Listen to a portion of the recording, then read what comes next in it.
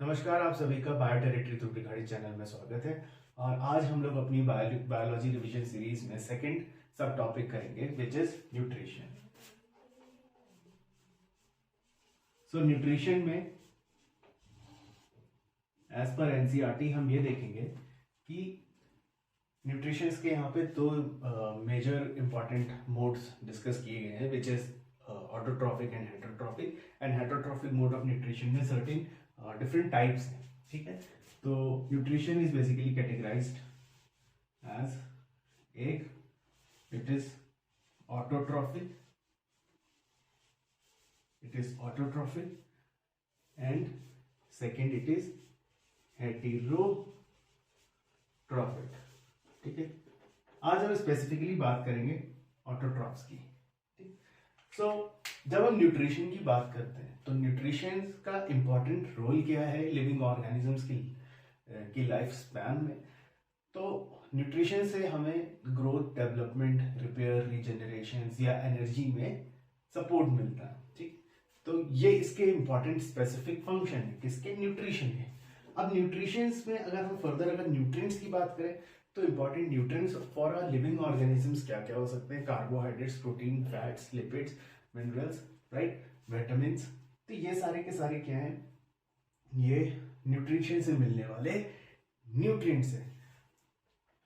जब भी organisms food consume करता है तो वो फूड पर्टिकुलरली अपने एक कॉम्प्लेक्स फॉर्म में होता है एंड उस कॉम्प्लेक्स फॉर्म से फूड का क्या होता है, ब्रेकडाउन शुरू करता है, ठीक है।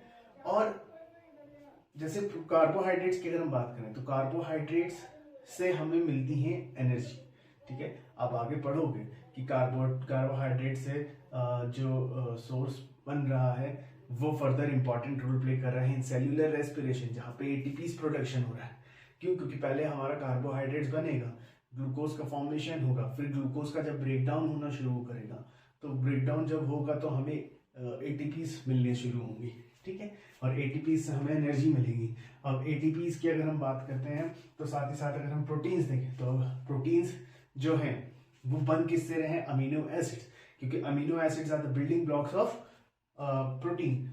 और अमीनो एसिड्स ही इंपॉर्टेंट सोर्स हैं किसके, न्यूक्लिक एसिड्स के, डीएनए जेनेटिक मटेरियल के, ठीक है। सिमिलरली लिपिड्स, फैट्स, इनका भी रोल इंपॉर्टेंट है, इंपॉर्टेंट रोल्स हैं किसमें, केमिकल मैसेंजर्स में, हार्मोन्स में, ठीक है। तो जो भी न्यूट्रिएंट्स हमें मिल रहे हैं वो कहीं ना कहीं हमारी बॉडी के जो भी फिजियोलॉजिकल प्रोसेस हैं उनमें केमिकली रिएक्शंस को प्रॉपर होने में मदद कर रहे हैं, ठीक है। तो न्यूट्रिशंस में यहाँ पे हम दो important mode of nutrition discuss करेंगे, ऑटोट्रॉफ एंड हेटरोट्रॉफ, ठीक है। तो ऑटोट्रॉफ मोड ऑफ न्यूट्रिशन क्या होता है, जहां पे ऑर्गेनिजम्स अपना फूड खुद बनाते हैं, they produce their own food, ठीक है।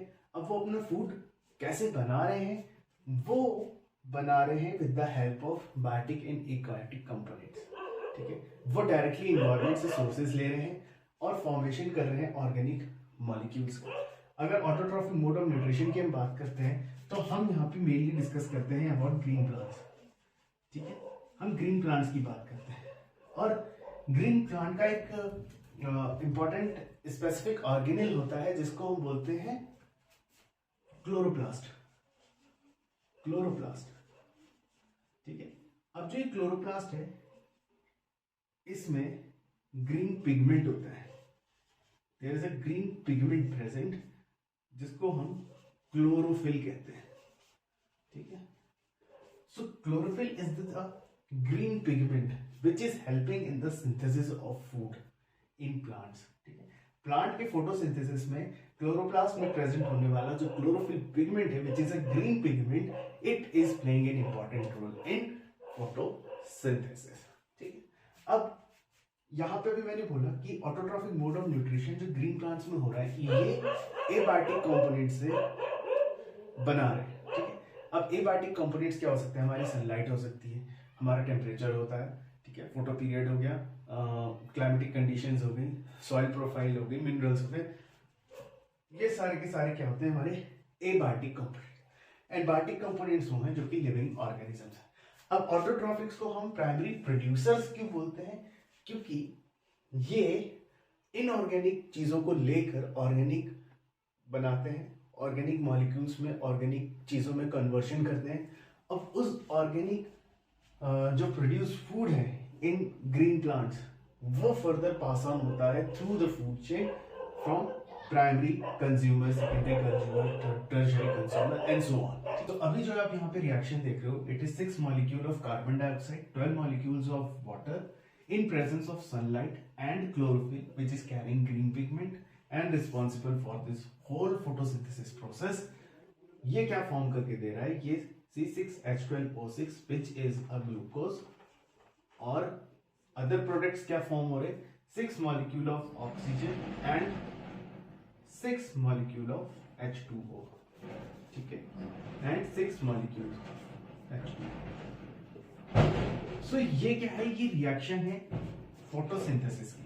अच्छा, जब हम फोटोसिंथेसिस रिएक्शन की बात करते हैं वहां पे कार्बन डाइऑक्साइड जो है वो यूज हो रहा होता है एंड ऑक्सीजन जो है वो रिलीज करती है। लेकिन प्लांट में ही जब हम ट्रांसपिरेशन की बात करते हैं तो उस कंडीशंस में क्या होता है कि जो रिलीज होने वाली गैस होती है इट इज CO2, ठीक है, क्योंकि मेटाबॉलिक एक्टिविटीज जब होगी in presence of oxygen which is an aerobic respiration, तो वहां पे ऑक्सीजन का रिक्वायरमेंट होता है and as a by product CO2 is getting released. तो ये फोटोसिंथेसिस एंड ट्रांसपिरेशन ये दोनों के दोनों प्रोसेस होते किससे हैं, स्टोमेटल पोर्स से, ठीक। अब ये बेसिकली जो प्रोसेस है ये 3 स्टेप्स में हो रहा है। सबसे पहले यहां पे होती है एब्जॉर्प्शन, ठीक है। सेकेंड यहां पे होता है, first is absorption, second is conversion and third is reduction, ठीक है। सो ये 3 स्टेप्स में ये फोटोसिंथेसिस रिएक्शन जो होती है in plant it takes place, ठीक है। Absorption, conversion and reduction. अब प्लांट्स में जो एनर्जी है, ठीक है, जो ये ग्लूकोज मॉलिक्यूल बना है by taking molecules of 6 CO2 and 12 H2O, इनसे जो ये ग्लूकोज बना है, तो अब ये ग्लूकोज जो है वो कंटिन्यूअसली टू यूटिलाइज नहीं हो पाएगा, तो ये स्टोर होता है in the form of starch, ठीक है, in the form of starch it gets stored. और स्टार्च बेसिकली क्या है, it is a polysaccharide, it is a polysaccharide, ठीक है। आई होप यहां तक आपको autotrophic mode of nutrition in primary producers clear होगा। Thank you for watching and keep sharing, keep liking, and कल हम डिस्कस करेंगे heterotrophic mode of nutrition. Thank you so much.